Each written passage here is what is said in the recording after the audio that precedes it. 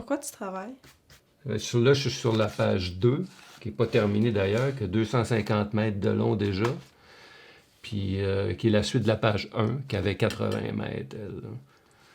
Fait que c'est un long marathon, d'où le titre d'ailleurs. Ça fait partie de son quotidien à lui de s'asseoir à la table de travail, puis de dessiner, de faire avancer l'histoire et tout. Mais pour nous aussi, même que c'est presque une tâche quotidienne, là. Donc quand je rentre dans le bureau, là, qu'ils soient en train de dessiner ou non, ça n'a pas d'importance. C'est pas quelque chose que je remarque. Parce que ça fait tellement partie de la vie de tous les jours que c'est quelque chose que je remarque plus vraiment. C'est quelle place que cette BD-là elle prend dans ta vie? Marathon, c'est comme ma vie en parallèle, dans le fond, parce que je peux associer plein de segments avec des moments de ma vie là-dedans. Je me suis dessiné à un moment donné dans l'histoire. Je parle de ta mère. En plus, toi puis Vincent, je vous ai inclus dans l'histoire aussi à un moment donné. Parce que tu étais rentré dans le bureau pendant que je dessinais avec un hoodie. On voyait juste ta face comme ça, là. Fait que ça m'a inspiré les personnages. Fait qu'ici, t'as ta mère, Nat. Il y a toi, Janou. Il y a Vincent, Sounet. Et il y a moi ici, ma tronche. Quoi d'autre? J'ai décidé de vous inclure dans l'histoire. Puis à un autre moment, ben, tu vas sûrement t'en souvenir, tu es arrivé avec un dessin d'un personnage, tu l'as mis sur ma table de travail, tu dis « je veux qu'il soit dans ton histoire ». Fait que j'ai décidé de te le faire dessiner toi-même dans l'histoire. Fait qu'il y a 2 cases que c'est toi qui as fait.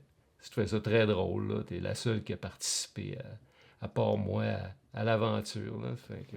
Ben, le dessin, ça fait vraiment partie de notre vie depuis notre enfance. Quand on était jeunes, il dessinait sur le mur à la craie pour nos anniversaires. En plus, il faisait des dessins pour nous à colorier. Il y a le petit cahier brun là, qui raconte des anecdotes qu'on a vécues enfant, puis c'est raconté de manière humoristique. C'était le fun là, quand on était jeunes. Ce qui est encore plus charmant, c'était les dessins. Il me laissait toujours une petite note.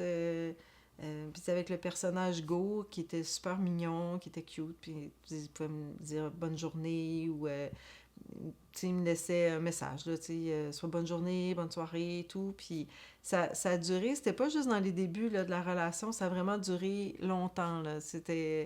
Donc c'était comme son petit langage affectif là, qui rajoutait à son charme, à notre relation.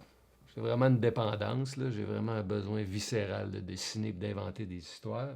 Puis ça, c'est ce que j'ai trouvé de mieux pour m'assouvir, disons. Là. Fait que c'est vraiment une passion. Là. Je veux dire, j'ai pas besoin de motivation extérieure pour travailler là-dessus. Ça vient naturel.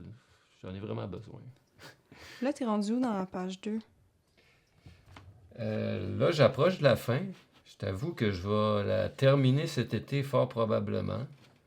Je sais pas ce qui va arriver encore. Ça va. Mais ça m'inquiète un peu de savoir qu'est-ce qui va arriver après parce que je trouve ça plate de finir. Je suis vraiment attaché à toutes les histoires. C'est vraiment un beau projet. Là. Je suis vraiment fier, mais je ne veux pas que ça finisse, genre. Fait que faudrait que je pense à peut-être une page 3, mais sous quel format, je sais pas.